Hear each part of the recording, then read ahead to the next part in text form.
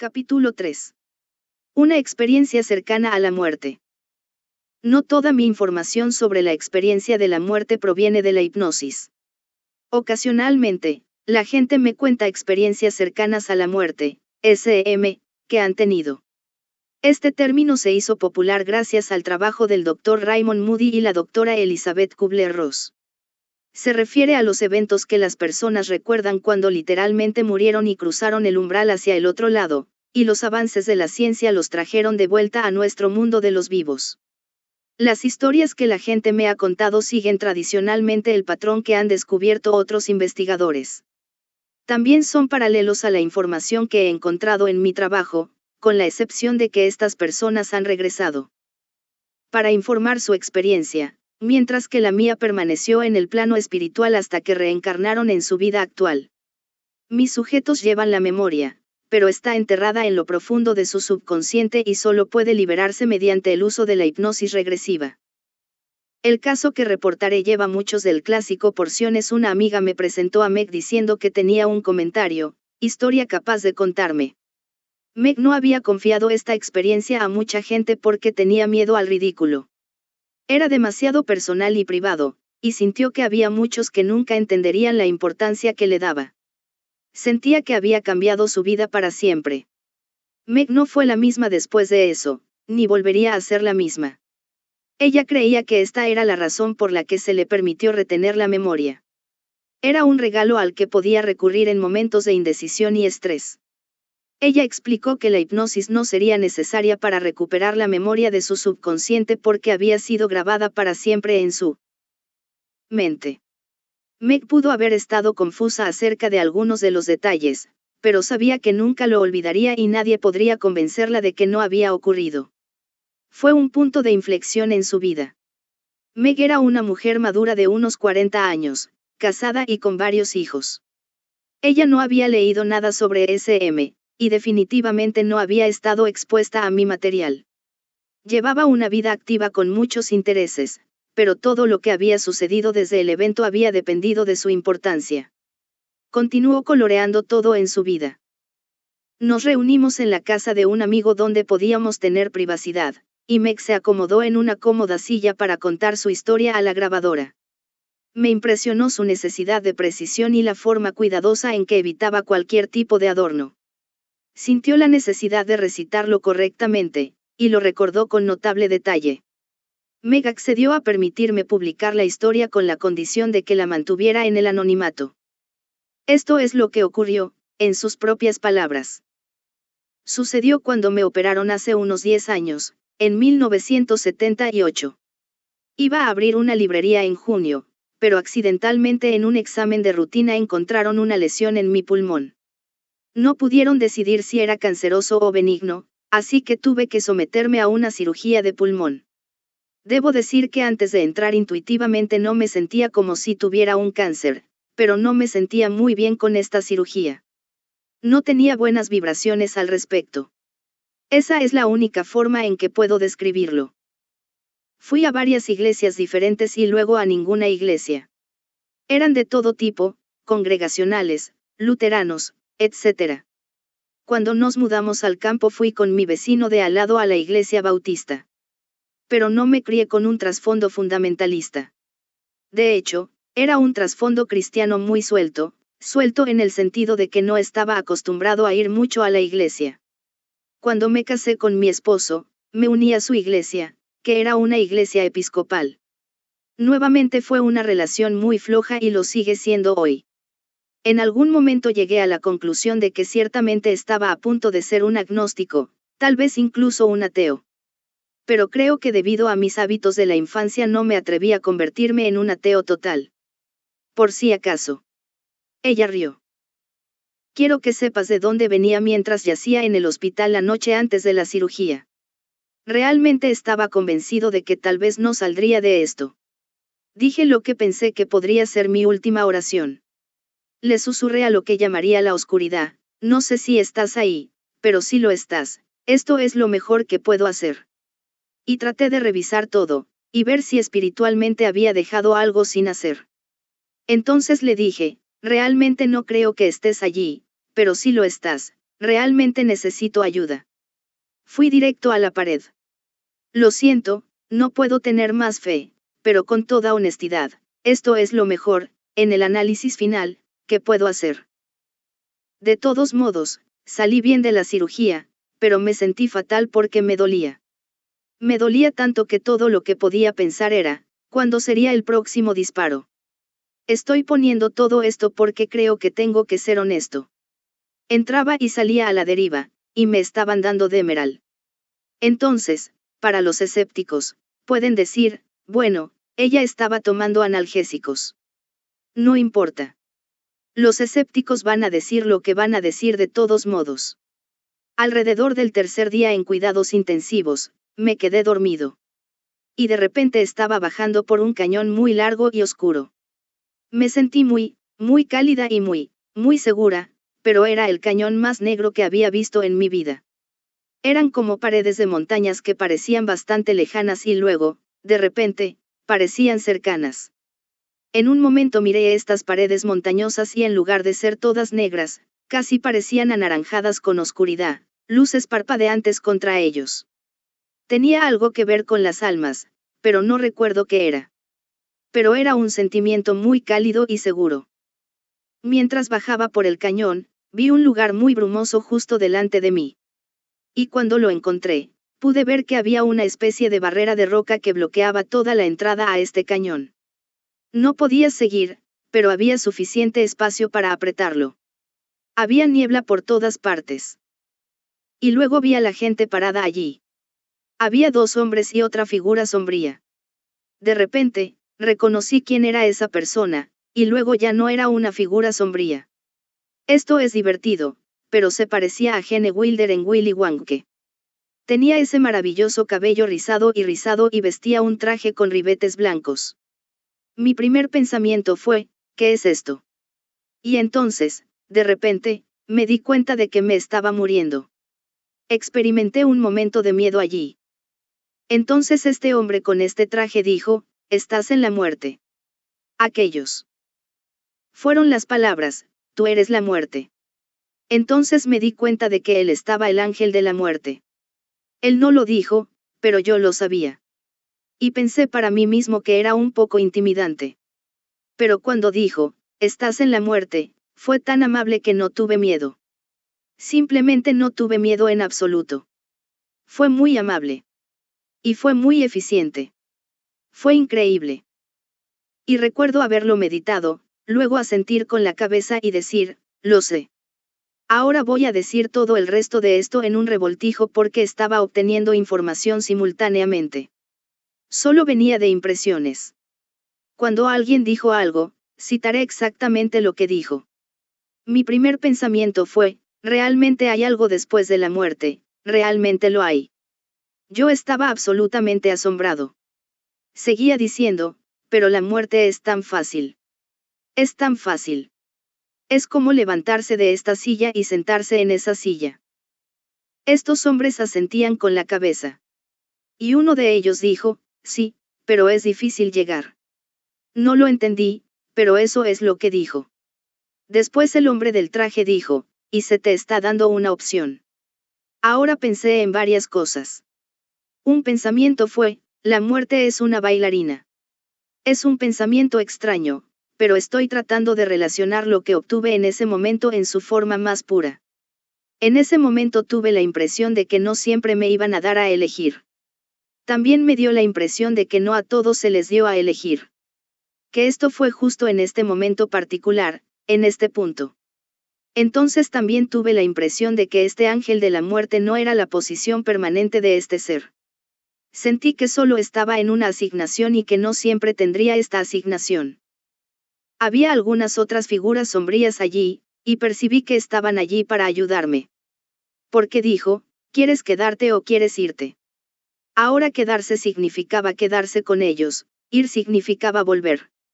No es lo que normalmente pensarías. Fue al revés. ¿Deseas quedarte o deseas irte? Y sabía que era maravilloso allí, y quería quedarme. Emocionado, entonces dije, me quiero quedar. No recuerdo sus palabras exactas, pero dijo, Hay algunas cosas que debes saber antes de decidirte. Luego me mostraron a mi madre y ella estaba llorando y sollozando. Y él dijo, ahora tu madre será destruida. Y ella, en su destrucción, destruirá a los que la rodean. Y estoy seguro de que estaba hablando de mi padre. Percibí que su vida simplemente terminar en ese punto. Y en su amor por ella, su vida terminaría. Pero dije, oh, quiero quedarme. Porque percibí que allí el tiempo era tan rápido, que no era nada. Estarían allí tan rápido, y entenderían cuando llegaran allí. También percibí otra cosa, que cualquier camino que eligiera era el correcto. No hubo absolutamente ningún juicio o censura, pero lo que elegí hacer fue lo correcto. Luego me mostraron a mi esposo. Estaba llorando y decía, nunca supe que la amaba, lo que encaja con la forma en que era el matrimonio en ese momento. Vi que sería muy duro para él, pero dije, me quiero quedar. Porque sabía que en poco tiempo todos estarían allí y todos entenderían. Luego dijo, ahora, tus hijos estarán bien, pero no llegarán tan lejos como puedan. Pero aún así dije, quiero quedarme. Sabía que mis hijos estarían bien. Tal vez no lo haga tan bien como si yo estuviera allí, pero aún así no se hundirían. Quedarse allí seguía siendo la opción más atractiva. Y luego la muerte dijo, ahora, tendrás que estar cerca de tus hijos. En otras palabras, manténgase cerca del borde. Y me dijeron que tendría que guiar a mis hijos. Estaba asombrado, porque eso no es lo que quería. Quería ir a este lugar feliz y aprender. No sé cómo supe que podía aprender allí. Simplemente vino a mi mente, y lo supe. No lo había visto, pero supe en el momento en que estas personas abrieron la boca, que este era un lugar en el que quería estar. Solo sabía que había respuestas allí. Las respuestas, supongo. Había estudios, respuestas, crecimiento. Esto fue solo instintivo, pero sabía que era un lugar en el que quería quedarme. Seguro que no quería dejarlo y volver a estos problemas. Yo quería estar ahí. Pero a regañadientes dije en ese momento, bueno, si tengo que quedarme cerca del borde, también podría regresar. Tengo estas responsabilidades. Y puedo manejarlo mejor desde ese lado que si solo trato de estar cerca de mis hijos e influir. Así que dije, está bien, me voy. Y todos parecían muy complacidos de que hubiera decidido eso, aunque no hubiera habido censura ni juicio. Tengo estas responsabilidades. Y puedo manejarlo mejor desde ese lado que si solo trato de estar cerca de mis hijos e influir. Así que dije, está bien, me voy. Y todos parecían muy complacidos de que hubiera decidido eso, aunque no hubiera habido censura ni juicio. Tengo estas responsabilidades. Y puedo manejarlo mejor desde ese lado que si solo trato de estar cerca de mis hijos e influir. Así que dije, está bien, me voy. Y todos parecían muy complacidos de que hubiera decidido eso, aunque no hubiera habido censura ni juicio. Sentí como si estuviera comenzando a retroceder. Y vi esas otras figuras menores susurrando, ella se va a ir. Ella se va a ir, no recuerdo si desaparecieron o si dieron la vuelta a la barrera. Creo que rodearon la barrera. Y percibí que habían estado allí para ayudarme a cruzar. Pero no eran necesarios, así que desaparecieron. Entonces comencé a tirar. Atrás, como si yo estaba dejando. Y uno de estos hombres habló y dijo, antes de que te vayas, hay algunas cosas que queremos que sepas. Instantáneamente estaba en otro lugar. Yo no estaba en el túnel de ninguna más. Era como un patio trasero, y había un círculo de personas. Desde entonces he tratado de adivinar cuántos había en ese círculo de personas sentadas en sillas. Supongo que tal vez 8, 10 hombres y mujeres. Percibí que ellos eran mi consejo. Y sabía que cada persona tiene un consejo que tiene una responsabilidad por cada alma aquí abajo. Me recordaron un poco a un grupo de escuela dominical rural que se reunía en el patio de la iglesia, tal vez por la tarde o algo así. Realmente no podía ver las caras, pero esta persona me vio. Recordé sus brazos desnudos y las mangas de su camisa blanca arremangadas, muy parecido a lo que harían los hombres en un cálido domingo, verano, clase de Biblia. Me llevó con una chica sentada debajo de un árbol y ella tenía piel negra, piel de color. Y el tipo de tiró de su piel. Hizo los movimientos de pellizcar la piel de su antebrazo entre el pulgar y el índice. Y él dijo, esto es tan poco importante, esta piel. Esto es tan poco importante. Es solo una pequeña cobertura. Es tan poco importante, es ridículo, y luego ambos se echaron a reír. Y yo estaba pensando, ¿por qué me dice esto? Yo sé eso. Entonces la siguiente imagen fue. Estábamos parados en un camino, y había al menos uno de mis consejeros conmigo. Estos dos jóvenes con rostro de las Indias Orientales caminaban por el camino. Y estaban allí para mostrarme a mí mismo. Ahora estaba parado allí y de repente a mi lado estaba yo mismo. Vi una esfera reluciente hermosa, muy grande, brillante y opaca que supe que era yo mismo. Y caminé alrededor, y entré en mí mismo, esta esfera de luz. Ilustró con movimientos de la mano el acto de entrar en la parte superior de esta esfera y descender a través de ella para salir por la parte inferior.